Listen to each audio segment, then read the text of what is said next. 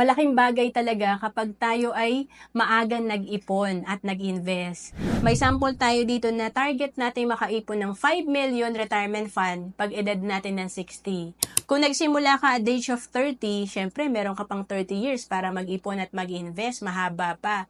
Kaya ang kailangan mo lang ipunin, nasa 2,533 lang per month.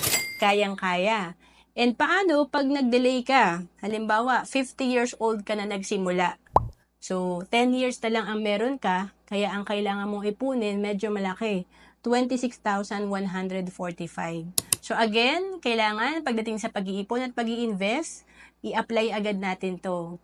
Gawan agad natin na paraan dahil ang time, pwede natin maging kakampiyan pag tayo ay nag-invest ng maaga, pero pag tayo ay nag-procrastinate or nag-delay, pwedeng wala na sa side natin ng time.